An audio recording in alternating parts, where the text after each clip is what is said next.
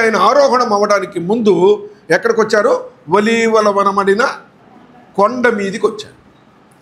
ఈ కొండ మీదకి వచ్చిన అనుభవం లేకుండా, అంటే కొండ మీద మనం ఎక్కకపోయినా కొండ మీది అనుభవం మనకు లేకుండా ఆరోహణాన్ని మనం అవగాహన చేసుకోవలేము. ఎలాగా? ఏంటి జరిగింది అక్కడ? ఏంటి అక్కడ జరిగింది? 8వ వచనం. అక్కడ ఒక వాగ్దానం తీసుకున్నారు, పరిశుద్ధాత్మ మీ మీదికి వచ్చును, అప్పుడు నుంచి మీరు సువార్త ప్రకటిస్తారు. అది సమరయ కానీ, దెకపోలి కానీ, యెరూషలేము కానీ, ఇంకా చివరికి భూ దిగంతముల వరకు కానీ కాక మీరు సువార్త ప్రకటించాలంటే ఏముండాలి? మీ మీదికి పరిశుద్ధాత్మ దిగి వచ్చి ఉండాలా, పరిశుద్ధాత్మ అనుభవం ఉండాలా, అభిషేకం ఉండాలా.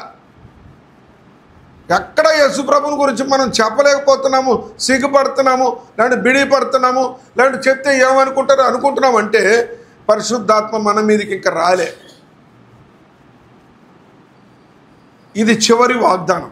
యేసు ప్రభు ఆరోహణానికి ముందు ఇచ్చిన చివరి వాగ్దానం. ఆ వాగ్దానం చొప్పున మనం 2వ అధ్యాయం నుండి చూస్తే పెంతెకోస్తు దినం వచ్చింది. బహుశా పెంతెకోస్తు దినాననే జరిగి ఉండొచ్చు. ఎలాగంటే పర్ణశాలల పండుగ అప్పటి నుంచి ఆయన పట్టుకోవాలనుకున్నారు. పస్కా పండుగ నాడు ఆయన్ని సిలువ వేశారు. పెంతెకోస్తు దినం నాడు ఆత్మాభిషేకం వారు పొందారు. కనుక మనం కూడి వచ్చిన ప్రతిదినము మనకు పండగే. ఆత్మ సంబంధమైన ఆ సమాచారం మీద మనసుంచిన వారికి ప్రతి కూడిక మనకు పండగే, సంతోషంగానే ఉంటుంది. ప్రతి పాట పాడుతుంటే ఆనందమే ఉంటుంది. అది ఇంకా రావటం లేదంటే ఇంకా పెదవుల మీదనే ఉంది మన భక్తి, అది ఇంకా ఆచారయుక్తంగానే ఉంది మన భక్తి అని అర్థం.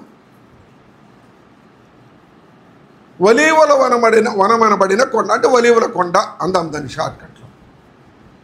ఒలీవల కొండ ఏమి కొండ ఇది? దీనికి ఒక పేరు చెప్తాను నేను, ఆరోహణ కొండ. ఏం కొండ అది? ఆరోహణ కొండ. ప్రియులరా, ఆరోహణ కొండ 9వ కొండ. ఆరోహణ కొండ 9వ కొండ. ఏది? క్రొత్త నిబంధన కాలంలో యేసుక్రీస్తు ప్రభువు అధిరోహించిన కొండలలో 9వది. అంటే 9వది కాదు, అక్కడ 4 సార్లు ఆయన అధిరోహించాడు.